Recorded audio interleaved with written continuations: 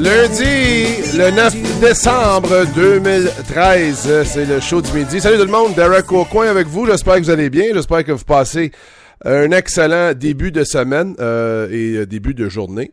Merci beaucoup d'être à l'écoute du show du midi. Si c'est votre première fois, bienvenue. Show du midi, c'est quoi exactement? C'est une émission qu'on fait à tous les jours, du lundi au vendredi, à midi en direct, mais sur le site www.leshowdumidi.com. Vous pouvez l'écouter quand ça vous tente, en téléchargement. Même les épisodes là sur le site, si vous allez sur le site, le petit lecteur là, il y a trois petites barres horizontales, vous pouvez cliquer là-dessus et vous pouvez entendre toutes les émissions, les épisodes passés, les entrevues avec Éric Gagné, Mathieu Dandonneau, Enrico Ciccone, Steve Rogers, Warren Cromartie, etc. Elles sont toutes là pour vous. Donc écoutez, peu importe où que vous soyez sur la planète et de la façon que vous nous écoutiez, que ce soit sur vos téléphones intelligents, votre ordi, vos tablettes, et quand vous nous écoutez, on l'apprécie énormément. Merci d'être là.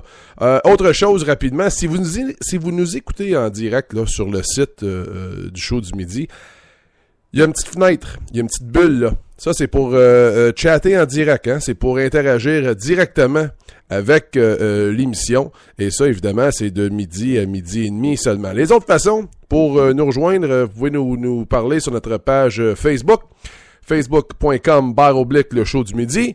Twitter, c'est @, le show du midi, ou en tout temps, notre courriel, c'est le show du midi.com. Fait que c'est tout. J'espère que votre semaine est bien partie. J'espère que vous avez passé un beau week-end. On a un autre très, très bon show pour vous aujourd'hui. Chantal Maccabé sera notre invitée aujourd'hui. On va parler de Canadiens un peu avec elle, mais aussi de ses rêves et de ses vœux pour vous, les amateurs de sport du Québec. Alors, manquez pas ça, Chantal, dans une dizaine de minutes. On va parler de Canadiens un peu avec vous. 9 victoires, aucune défaite en temps réglementaire et une défaite en tir de barrage à ses 10 derniers matchs. C'est une séquence remarquable qui place le Canadien, là, si vous suivez le classement un peu, au deuxième rang dans l'Est avec les Penguins de Pittsburgh. 41 points les deux formations ont et ceci en 31 matchs. Boston mène le bal 42 points en 30 matchs. Ils sont premiers, eux, dans l'Est. Détroit est au 4e avec 37 points en 31 matchs. Tampa Bay suit avec 36 points en 29 matchs. Toronto, 35 en 31. Washington, 34 en 30. Et la Caroline et les Rangers ont 31 points chaque et partagent d'une façon là, le 8e rang. Les Kings de Los Angeles se mènent en ville et ont 42 points en 30 matchs. Ça, c'est le même total que les Bruins, mais ils sont classés 4e dans l'Ouest, derrière Chicago, Anaheim et San Jose, qui ont 47, 45 et 43 points, respectivement. Si vous êtes un amateur du Canadien, vous voulez voir l'équipe gagner à tout prix, à chaque match. Ça, c'est sûr, mais soyons honnêtes, là. Est-ce que, avant de débuter cette séquence de 7 matchs en 11 soirs, vous étiez nerveux un peu ou comment vous regardiez ça, 7 matchs en 11 soirs pour le Canadien? Puis il y avait des adversaires quand même de taille là-dedans. Le Canadien, après le mois de novembre qu'il avait connu, le début du mois de novembre, c'était assez désastreux, là, avec la défaite contre le Wild, défaite contre l'Avalanche, défaite contre les Blues puis les Sénateurs. Là, ils réussissent à battre les Islanders avant de s'incliner face au Lightning. Leur fiche au 12 novembre était 9 victoires, 8 défaites et 2 défaites en tir de barrage. Et au 9 décembre, 19 victoires, 9 défaites et 3 en tir de barrage. Moi, je peux vous dire que Michel Therrien était nerveux. Il était nerveux lorsqu'il regardait le calendrier et il voyait cette séquence de 7 matchs en 11 soirs. Mais quel effort d'équipe! Il faut en parler, là. Le Canadien a trouvé et trouve des façons de gagner ces matchs-là. C'est la production de vétérans clés. C'est le jeu défensif. C'est les gardiens de but. Le brio du duo de gardiens de but. La production de tous les trios. Le 4e trio. Les joueurs du Canadien, là, du 1er au 24e, chaque membre de cette équipe-là a quelque chose à faire avec cette séquence. Et ça passe aussi par Marc Bergevin et Michel Therrien. Le coach Michel Therrien, il peut pas demander rien de mieux, là. Les joueurs croient au système, se sont inscrits au système, se donnent corps et âme au système et les résultats, on les voit. Meilleur marqueur du Canadien lors de cette séquence-là, devinez c'est qui? Plekanec. C'est pas nécessairement le nom qui saute le plus, parce qu'en plus, c'en est un qui fait du travail défensif exceptionnel en jouant continuellement contre les meilleurs trios des équipes adverses. Plekanec, 4 buts, 3 passes dans cette série-là de 7 matchs. Le deuxième, un autre nom qu'on s'attend peut-être pas, Desharnais, 2 buts, 4 passes, 6 points lors de cette séquence-là.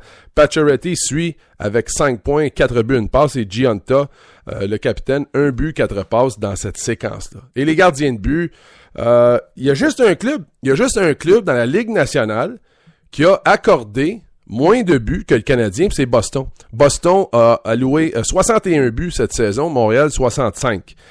Mais Boston a un match en main. Fait que ça peut peut-être changer, ça. Ah, je sais ce que vous dites. Vous dites, ben là, Derek, relax, là. Il reste encore une 50aine de matchs à faire. Faut pas partir en peur, comme vous dites. Je comprends. Je suis d'accord, mais le travail collectif et le succès que connaît le Canadien, ça vaut la peine d'être reconnu aujourd'hui, parce que les points que le Canadien accumule, là, ben c'est ça que ça va les aider quand il va y avoir une séquence un petit peu plus creuse, quand ça va être un petit peu plus difficile. Puis ça arrive, ça, dans une saison. Chaque équipe, même les meilleures équipes, en connaissent au moins une de ces séquences-là. Donc, les points qu'on accumule présentement, très importants pour le classement à la fin de l'année. Brandon Shanahan sera très occupé en ce début de semaine. En ce moment, à Pebble Beach, c'est la réunion d'automne des gouverneurs de la Ligue nationale. Une couple de sujets à l'ordre du jour, c'est évidemment finaliser l'entente avec le groupe de Rogers là, pour le contrat de diffusion des 12 prochaines saisons. Pebble Beach, en Californie, il fait 0 en ce moment, mais on est encore de bonne heure, là. Il va se supposer de faire 11-12 aujourd'hui à Pebble Beach. Et c'est sûr, là, c'est certain, là, je peux pas imaginer qu'il va y avoir un vote qui sera pas unanime pour cette entente-là avec Rogers. Les 30 gouverneurs vont signer ça absolument. C'est tout un deal pour la Ligue nationale de hockey. Et l'ordre du jour pourrait ressembler à ça. On va signer ça. Après ça, en deuxième lieu, on donne des high-fives à Gary Bettman. On va célébrer le contrat que Gary est allé chercher. Après ça, probablement parler on va se mettre à jour sur le recours collectif là, des anciens joueurs de la LNH qui, en passant, les bureaux de la LNH n'ont pas reçu la mise en demeure encore. Donc, on en parle, mais ils n'ont rien reçu encore, eux autres. Fait qu'ils peuvent pas vraiment réagir. Probablement parler de la sécurité des joueurs. Brendan Shanahan pourrait faire un petit compte-rendu des commotions cérébrales, les suspensions pour les coups à la tête, les coups vicieux, et revenir sur le bordel de match là qu'on a vu samedi soir entre les Bruins et les Pingouins. Avec Neil, avec Thornton, avec Orpik, qui d'ailleurs, je viens d'entendre ce matin, se porte quand même bien. Bruce Orpik qui marche et parle et tout ça, là, fait que une bonne nouvelle de ce côté-là. Dupuis qui brise la cheville à un joueur, en tout cas, c'était pas fort comme match, là, malheureusement. C'était un gros match, mais c'était pas fort comme match. On va sûrement aussi parler de la vente des billets pour les matchs à l'extérieur, comment ça se passe jusqu'à maintenant. Tout ce qui est mis en place là pour assurer la qualité de la glace, surtout pour le match en Californie, au Dodger Stadium. On peut aussi parler de pourquoi que il y a moins en moins de pénalités qui sont appelées dans les matchs de la LNH. C'est une tendance qui va vers le bas. Un des résultats, c'est qu'il y a moins en moins de buts aussi dans la LNH. Fait que moins de buts par match, moins de pénalités. Fait que ça, on peut parler de ça. On peut parler aussi des Olympiques. On va parler des Olympiques, la sécurité des joueurs. Stéphane Quintal sera là, lui, pour s'assurer de ça. Et aussi, s'il y a des gestes de discipline qui peuvent peut-être avoir des sanctions qui se ramènent en Amérique du Nord, il est là pour ça aussi, fait qu'on peut se parler de ça. Il y a un autre sujet à l'ordre du jour qui pourrait être discuté, c'est les récompenses au club junior canadien lorsque un de leurs joueurs est repêché. Un peu comme ils font au foot là, en Europe, quand tu appartiens à un club et tu fais le saut chez les professionnels, ben le club, ils font de l'argent comme ça, eux autres. Là. Une espèce de posting fee qu'ils appellent. Là. On pourrait peut-être parler de la KHL aussi, puis le transfert des joueurs. Ça pourrait être un sujet à l'ordre du jour. Fait que c'est ça, mais ça va parler évidemment beaucoup des commotions, puis on va se mettre à l'ordre là-dessus. La chronique sur le fly vous sera présentée quelque peu après notre entrevue avec Chantal Maccabé. Je fais un petit retour sur le week-end, la semaine 14 de la NFL.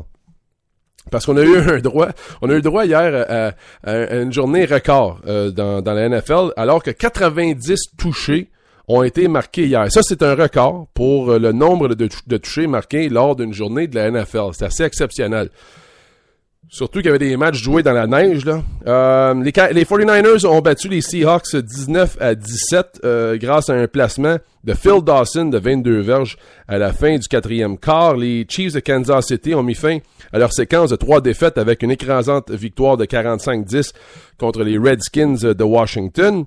Dans la neige à Philadelphie, ça c'était à RDS 2, je pense, ce match-là. Hier, les Eagles ont battu les Lions 34-20.